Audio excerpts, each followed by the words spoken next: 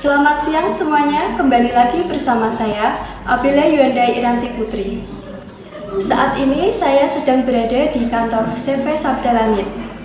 Akan tetapi saya tidak sendiri, namun saya ditemani oleh Direktur Utama CV Sabda Langit, yaitu Bapak Andreas Nugroho. Selamat siang Bapak. Selamat siang. Sebelumnya saya mau bertanya Pak, bagaimana Pak kabarnya hari ini? Kabar baik, Pak. Alhamdulillah. Nah, sebelumnya saya juga berterima kasih ya Pak karena Bapak sudah menyempatkan waktunya untuk bisa saya wawancarai secara langsung. Terima kasih banyak Pak. Nah, sebelum saya memasuki ke inti pertanyaan saya yaitu seputar kinerja karyawan di CV Sabda Langit, mungkin Bapak bisa menjelaskan terlebih dahulu ya Pak terkait CV Sabda Langit itu seperti apa dan bergerak di bidang apa. Silakan Pak. Oke, nama lengkapnya CV Sabda Langit Indonesia berdiri di tahun 2017 untuk usaha yang kita geluti itu di bidang event. Ada beberapa divisi di sini, ada divisi event organizer, ada divisi perlengkapan event, kemudian divisi multimedia.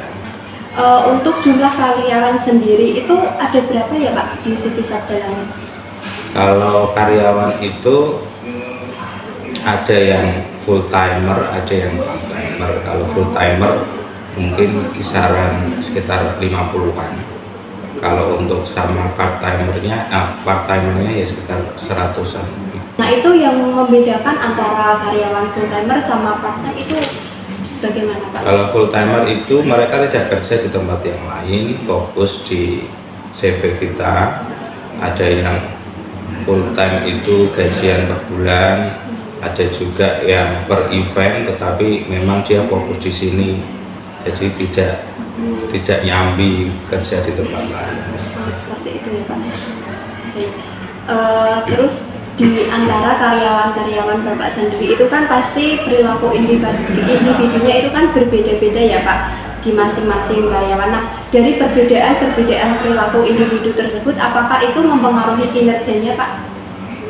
Ya, sangat mempengaruhi ya, karena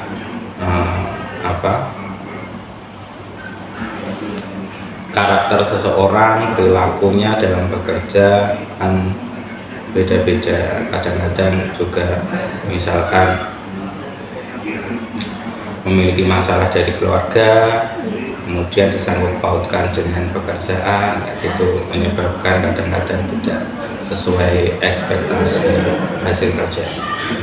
Kadang-kadang juga sering ada saling iri, saling dengan antar tim itu jadi tidak akur, akhirnya juga menghambat pencapaian pekerjaan. Nah, itu dari perusahaan sendiri itu untuk mengatasi masalah-masalah tersebut itu bagaimana Pak caranya? Nah, biasanya saya pendekatan personal atau kelompok, misalkan itu kan beberapa divisi.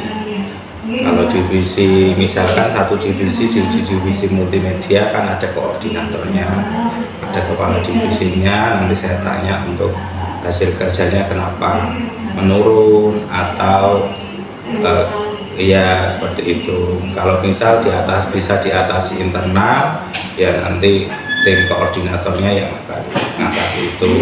Tapi kalau memang di dalam internal itu membutuhkan kami dari pihak kantor, ya nanti akan saya panggil satu-satu kayak gitu. Secara personal kadang ya sok ajak makan aja, nah gitu nanti biar lebih dekat ya Pak, ya nanti aja curhat kayak gitu. Kadang-kadang juga misalkan ada 1-2 yang bermasalah, ya saya panggil, kemudian tak ajak keluar gitu, pergi kemana gitu, nanti kan bisa ngomong pribadi. Nah, terus untuk faktor-faktor yang mempengaruhi perilaku individu kan itu ada 6 variabel ya Pak, yaitu ada sikap, persepsi, kepribadian, pembelajaran, penghubungan, dan juga kemampuan karyawan. Nah, menurut Bapak sendiri, dari ke-6 variabel tadi yang saya sebutkan itu yang paling mempengaruhi kinerja karyawan itu yang mana Pak?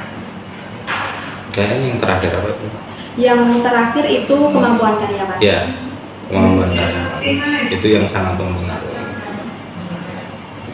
Lalu strategi seperti apa Pak yang perusahaan berikan untuk meningkatkan kinerja karyawan? Karena kan kadang kinerja karyawan itu juga menurun ya Pak. Jadi begini, kalau misalkan kita rasa satu atau dua beberapa orang sudah mengalami penurunan kinerja, biasanya itu akan butuh motivasi tersendiri. Satu itu, yang kedua kadang-kadang saya lukir, saya ganti formasi, misalkan biasanya dia memegang A, kita ganti memegang B, atau kita kolekkan dengan divisi yang lain, karena kan sebetulnya satu dengan satu divisinya itu saling terkait, karena event seperti itu ada yang EO, pengaturan acara, otomatis akan berhubungan dengan orang-orang perlengkapan. Lalu untuk pengetahuan atau skill yang dibutuhkan di perusahaan ini itu apakah ada yang dikhususkan Pak? Ada, kalau tergantung keahlian ya. Misalkan di divisi multimedia itu beragam tim yang ada di situ, jadi ada yang spesialis untuk desain grafis, kemudian juga ada yang operator mapping videotron, kayak gitu kan butuh tingkat spesialis tersendiri. VJ visual joki itu kan berbeda.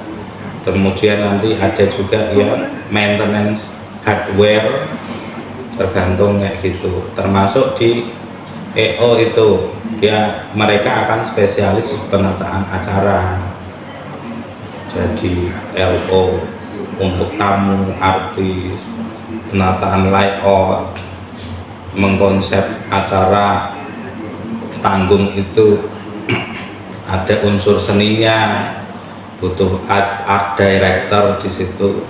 Lalu apakah karyawan yang sudah bekerja di CV Sabda Langit ini sudah sesuai dengan kompetensi yang diharapkan oleh perusahaan Pak? Kalau sejauh ini, karena banyak karyawan saya sebetulnya mereka mengawalinya dengan otodidak, artinya tidak memiliki pendidikan khusus, mereka learning by doing.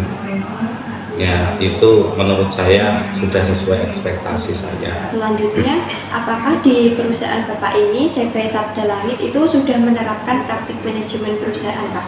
Misalnya itu kayak perusahaan itu membuat sesuatu dari web atau situs, nah itu untuk memudahkan karyawan untuk mengatur, mengelola maupun mendistribusikan konten yang dibuat perusahaan. Kalau beberapa ya sudah kita lakukan, tapi pembenahan juga masih tetap banyak ya. Contohnya misalkan dari segi pengelolaan SDM, ya kita terapkan sistem absen elektronik, tiap hari mereka absen, dan absen online untuk yang sedang berada di lapangan. Semua yang bekerja di lapangan pasti akan setoran foto di file tersebut. Dari unsur teknologi ya kita bangun website sendiri, misalkan kayak gini, mau ada konser ya kita jual di website kita sendiri, kita bangun sendiri, kita jual sendiri, tidak pakai platform dari pihak ketiga. Dan itu di awal-awal mungkin juga ada kendala, tetapi sekarang udah lancar, baik, malah bisa kita pantau secara langsung. Kemudian tingkat keamanan dan brandingnya juga kita dapat. Baik, untuk pertanyaan penutup ini Pak, menurut Bapak apa keunggulan yang dimiliki oleh CV Sabda Langit yang mungkin tidak dimiliki oleh CV yang lain? Yang jelas kalau di industri kreatif, di industri yang seperti event, produksi konten, saya kira tim kami itu cukup komplit di sini. Jadi kami tidak bisa berdiskusi secara matang. Misalkan kita mau create satu event, ada tim kreatifnya sendiri yang akan dia bertanggung jawab dan bertugas secara penuh terkait perencanaan eventnya mau seperti apa. Nanti saya ada tim khusus vendor, khusus perlengkapan event, karena kita juga punya barang-barang sendiri.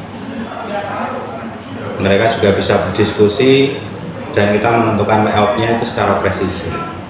Ada juga dari multimedia, ada desain layout, ada promosi, distribusi promosi, komplit kayaknya kalau di sini. Itu salah satu keunggulan saya lihat di ketimbang EO lain. Oh iya Pak, lalu yang menarik minat dari karyawan itu agar mereka mau bekerja di sini itu menurut Bapak apa Pak? Apakah dilihat dari keunggulan-keunggulan tadi? Ya mungkin kan bagi orang-orang yang part-time artinya dia nggak tiap hari di sini, juga kerja di tempat yang lain, itu mungkin juga akan membantu dia branding personal, betul kan? Iya. Pernah punya pengalaman pekerjaan di sini sementara dianggap sebagai kiblat di event di regional sini, mereka kan juga dapat keuntungan. Saya tanya itu kayak gitu sih rata-rata. Terus ada yang ikut videografer, fotografer di sini neng Jopo ya kayak gitu. Dia tidak mau meninggalkan di sini karena brandingan saja. Mungkin seperti itu yang mereka rasakan. Dan sosok saya tanya kayak gitu. Terus dari segi kalau tenaga-tenaga kasar, kayak tenaga-tenaga event, sejauh yang saya tahu untuk pembayaran karyawan, bayarannya mereka itu kayaknya lebih tinggi tinimbang vendor-vendor lain. Setahu saya itu dari karyawan sendiri ya mereka cerita gitu. Makanya kalau orang-orang yang part time ketika kita ada event pasti sudah antri. Maksudnya yang lain pekerjaan sudah ditinggalin semua, dia memilih masuk ke sini karena memang lebih sedikit lebih banyak lah, kesejahteraannya lebih unggul. Dan tapi ya itu kalau event kan ya harus kejar waktu, harus loadingnya malam kayak gitulah, artinya sumbut juga dengan pendapatan yang mereka dapat. Tapi di orang-orang multimedia yang saya lihat nggak kayak gitu. Yang saya lihat mereka diiming-imingi bukan karena jumlah bayarannya. Tapi karena apa Pak? Kalau boleh tahu? Ya kalau menurut saya karena dia butuh branding personal. Karena ketika dia dapat job dari sini, otomatis kan dipercaya oleh orang-orang lain gitu. Artinya dia akan dapat lebih banyak dari luar sebetulnya. Kalau setahu saya kayak gitu. Ya terasa ya Pak, sudah cukup lama kita berbincang-bincang.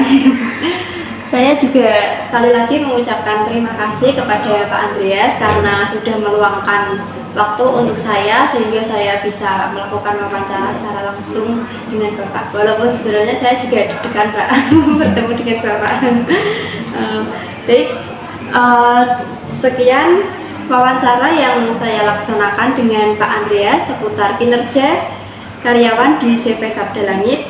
Saya Abella Yuenda Iranti Putri, mohon undur diri. Sekian, terima kasih.